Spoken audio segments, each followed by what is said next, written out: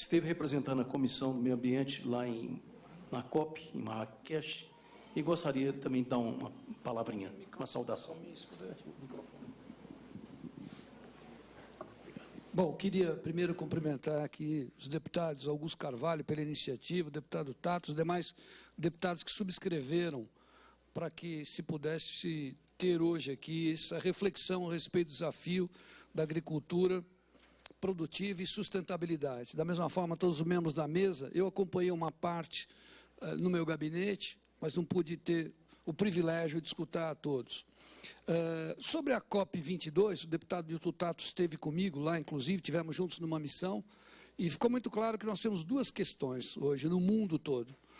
Uma, de saber como é que nós vamos frear, né, esse desenvolvimento equivocado, com o aumento das temperaturas, com falta de água e com problemas seríssimos no mundo inteiro. É só hoje ligar a televisão ou entrar na internet para verificar que isso hoje existe. Porque quando nós tínhamos, eu me lembro que na Rio 92, na Eco 92, quando nós tratávamos desse tema, né, era uma coisa extremamente preconceituosa.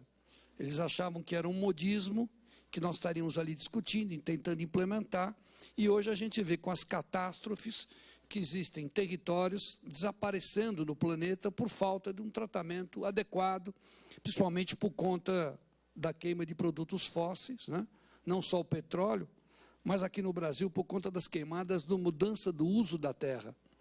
Isso é muito claro. Ficou aqui nítido quando nós discutimos aqui o Código Florestal, projeto de lei que saiu um tanto quanto torto e ainda não houve a implementação na sua totalidade por conta da restrição que existe.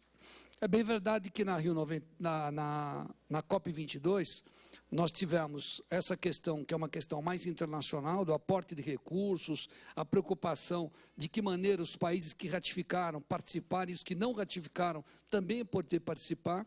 Havia uma restrição por parte da Europa, inclusive, no sentido de frearmos aqui as negociações e retomarmos em 2018.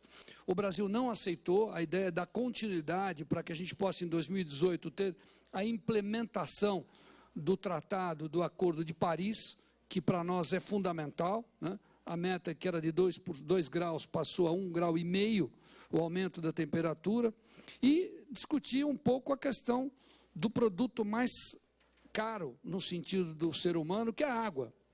Nós vivemos sem petróleo, mas nós não viveremos sem água. Os cientistas dizem que 65% da composição do corpo humano é formado por água, e isso foi um tema altamente discutido lá.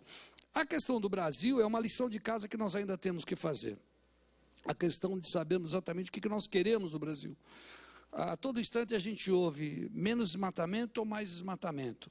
Mas acho que não é essa a questão. A questão é que existe desmatamento, ou mais ou menos. Nós temos que reduzir, não, nós temos que encerrar esse período, até para poder aproveitarmos as nossas florestas como colaboração à área da agricultura. A área da agricultura comete alguns equívocos, eu digo aqui porque eu disse isso inclusive na CNA, e acho que tem que se corrigir. Quando foi no início da discussão do Código Florestal, nós dizíamos da importância das chamadas matas ciliares, que se tinha que preservar à beira dos rios, porque se nós não preservássemos, teríamos falta de água. E alguns agricultores achavam que não, que tinham que plantar até a beira do rio. O que acabou acontecendo? Assoreamento, falta de água. Hoje, por conta própria, eles estão plantando mata ciliar para poder ter água nas suas propriedades. Então, nós temos que rever alguns conceitos. E eu, finalizando, diria a vocês aqui que o tema mais importante, eu disse lá na COP, repito aqui, enquanto no Brasil nós não tivermos uma regularização fundiária, fica difícil o diálogo. Para que a gente possa acabar com as brigas que existem no Brasil internamente, entre os vários setores, a regularização fundiária resolveria o problema.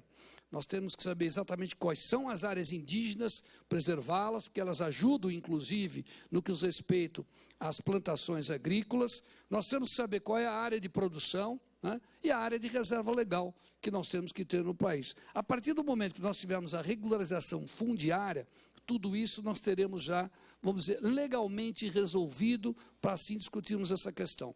Não adianta se dizer que 8% do território de plantio de agronegócio e 13% é da área indígena.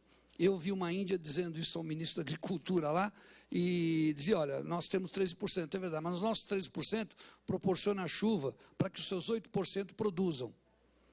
Quer dizer, é muito claro isso, nós temos que retomar essa questão. O exemplo da Coca-Cola aqui é muito claro. Eu costumo não dar o exemplo da Coca-Cola, até porque eu não tenho royalty por parte da Coca-Cola, tenho certeza que você também não tem. Mas eu costumo dizer desse aparelhinho aqui, que é um avanço tecnológico, né? Hoje, antigamente, as pessoas compravam telefone fixo, pagavam 50 mil reais, às vezes uma linha telefônica. As pessoas tinham 10 alugada, era um patrimônio que você declarava no imposto de renda. Hoje ninguém quer telefone fixo, custa 50 reais. Esse aparelhinho aqui, além de ser um computador, além de ser uma câmera de filmadora, máquina fotográfica, também é um telefone. Isso aqui é um avanço. Nós temos que, na mesma coisa com a agricultura, com o agronegócio, com as áreas de preservação, nós temos que avançar. E mais do que isso, nós estamos falando numa COP22 sobre biocombustíveis na área do querosene. O Brasil pode ser precursor em servir combustível para aviões que não sejam derivados de produtos fósseis. Ou seja, nós vamos estar avançando muito. Então, acho que chegou o momento do diálogo, o momento de nós termos a possibilidade de sentarmos numa mesma mesa e acharmos um caminho comum. Mas eu volto a insistir, se nós não tivermos a regularização fundiária, ficará muito difícil aqui no Brasil. Muito obrigado.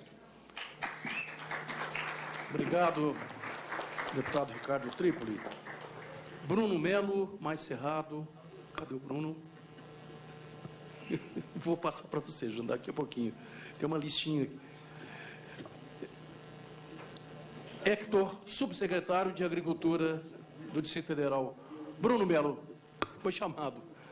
Antes do Hector. Bruno.